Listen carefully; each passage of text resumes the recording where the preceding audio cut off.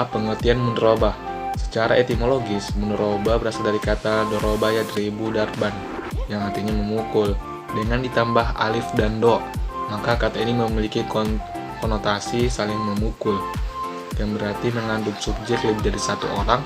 Para fuqaha memandang mudharabah dari akar kata ini dengan merujuk kepada pemakaiannya dalam Al-Quran yang selalu disambung dengan kata depan fi, kemudian dihubungkan dengan al-ard yang memiliki pengertian berjalan di muka bumi.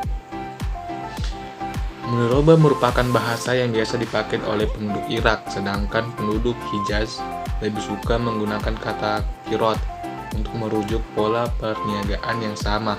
Mereka menamakan qirot yang berarti memotong, karena si pemilik modal memotong dari sebagian hartanya untuk diniagakan dan memberikan sebagiannya dari labanya. Bagian B. Sumber hukum. 1. Al-Quran. Apabila telah ditunaikan sholat, maka bertebarkanlah kamu di muka bumi dan carilah karunia Allah Subhanahu wa taala. Quran surah 62 ayat 10. Kedua, tidak ada dosa bagimu untuk mencari karunia rezeki hasil perniagaan. Quran surat ayat 2. Quran surah 2 ayat 198. Yang kedua, as-sunnah.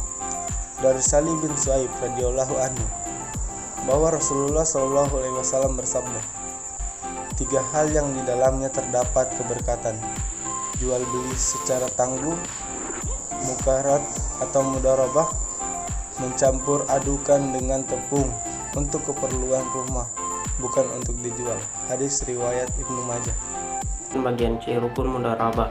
Ulama Hanafiyah berpendapat bahwa rukun mudharabah adalah ijab dan kabul, dan jumhur ulama berpendapat bahwa rukun mudharabah ada 3, yaitu akad, modal, dan syahid. Sedangkan ulama Syafi'iyah lebih merinci lagi menjadi 5 rukun, yaitu modal, pekerjaan, laba, dan syahid atau 2 orang yang berakad. Jenis mudharabah. Jenis mudharabah diklasifikasikan ke dalam 3 jenis, yaitu mudharabah mutolakah, mudharabah muqayyadah, dan mudharabah mustarakah. 1. Mudharabah mutolakah adalah mudharabah di mana pemilik dananya memberikan kebebasan kepada pengelola dana dalam pengelola investasinya, dan mudharabah ini disebut juga investasi tidak terikat. 2. Mudharabah muqayyadah adalah mudharabah di mana pemilik dana memberikan batasan kepada pengelola, antara lain mengenai dana, lokasi, cara, atau objek investasi atau sektor usaha. Bagian 3. Mudharabah mustarakah adalah mudharabah di mana pengelola dana menyerahkan modal atau dananya dalam kerjasama investasi. Akan menjelaskan tentang sifat mudharabah.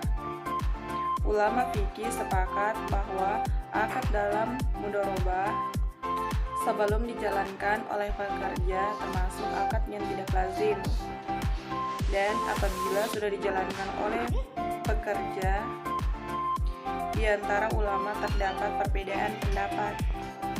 Ada yang berpendapat termasuk akad yang lazim, yakni dapat diwariskan seperti pendapat Imam Malik, dan sedangkan menurut ulama Syafi'iyah, Malikiyah, dan Hanabilah akad tersebut tidak lazim, yakni